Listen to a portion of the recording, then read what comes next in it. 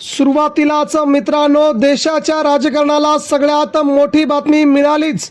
मित्रांनो, एकनाथ शिंदे यांच्या शिवसेनेचे 3 तुकडे होणार आणि या बातमीवरती मित्रांनो शिक्कामोर्तब महाराष्ट्राच्या राजकारणामध्ये उद्धव ठाकरेंशी गद्दारी केल्याच्या नंतर, ठाकरेंची शिवसेना आपल्या ताब्यात घेतल्याच्या नंतर महाराष्ट्रामध्ये वेगवान घडामोडी घडायला सुरुवात झाली असून नेमकं पुढील काही दिवसात काय घडतंय बघूयात। पुढच्या 2 मिनिटांमध्ये महाराष्ट्राच्या राजकारणाला सगळ्यात मोठी खळबळ उडून देणारी अतिशय महत्त्वाची बातमी।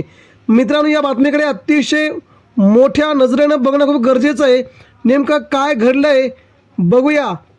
एकनाथ शिंदेंच्या नेतृत्वाचा क्रिटिकल फेज आणि आगामी 6 महिन्यांच्या आतमध्ये टाईमलाईन गणित।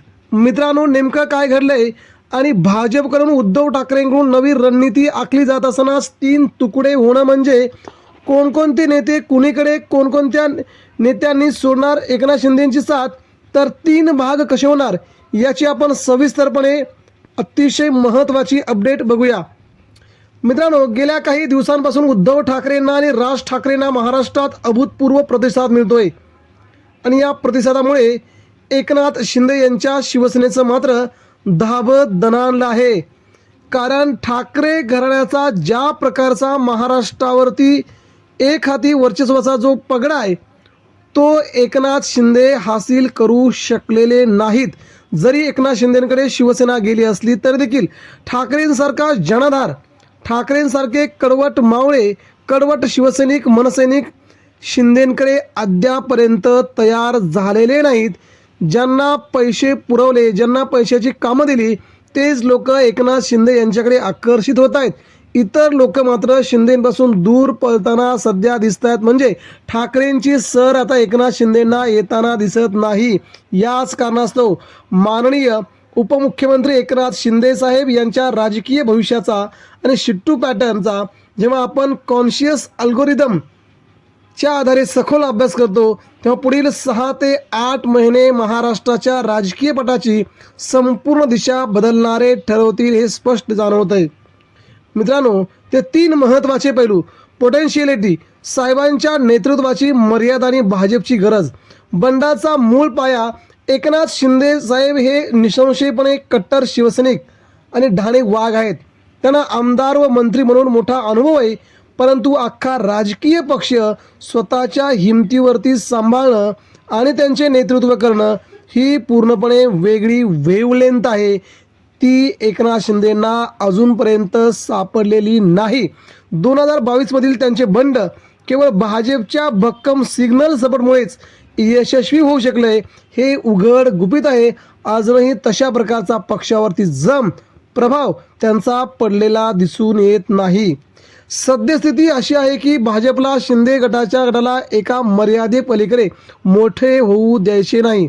जर शिंदे गटाचा संपूर्ण भाजपमध्ये विलीन झाला तर स्थानिक पातळीवरती भाजपच्या जुन्या आमदारांचं आणि शिंदेंच्या आमदारांचे राजकीय हितसंबंध एकमेकांशी कमालीचे घासतील। जसे पूर्वी भाजप शिवसेना युतीमध्ये अनेक आमदारांचे एकमेकांचे करिअर युतीमुळे बर्बाद झालं होतं, हा अंतर्गत ताण सध्या नंदनवन बंगल्याच्या वातावरणात सर्वोच्च ताण निर्माण करत असल्याची कुळबुळ सध्या महाराष्ट्रात सुरू आहे। या तोडफोडीचा वाढता प्रवेग आणि 3 तुकड्याची संभाव्यता काय नेमकं?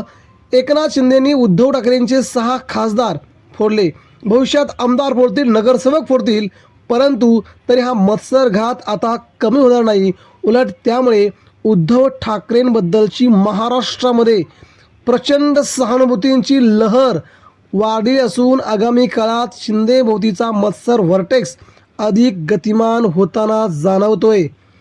त्यामुळे 2029 मध्ये भाजपला शतप्रतिशत म्हणजे 100% 200 जागा जिंकण्याचं मिशन भाजपने राबवलंय। सध्याच्या शिंदेगडातील निम्म्या आमदारांची पहिली टर्म संपत आली आहे आणि या अँटी इन्कम्बन्सीमुळे ते पुन्हा निवडून येण्याची क्षमता 0% आहे। म्हणून सध्या शिंदेगड हे सगळं गमावून बसलं आहे। त्यामुळे माझ्या असंख्य अल्गोरिदमच्या प्रोपॅरिटीनुसार येत्या 3 ते 6 महिन्यात एकनाथ शिंदेंची शिवसेना दिवाळीनंतर शिंदेंच्या सेनेचे 3 तुकडे स्पष्टपणे होत आहेत।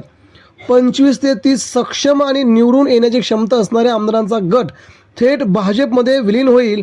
कारण भाजपला पश्चिम महाराष्ट्र, ठाणे, कोकण, मुंबईत स्ट्रॉंग चेहऱ्यांची गरज आहे.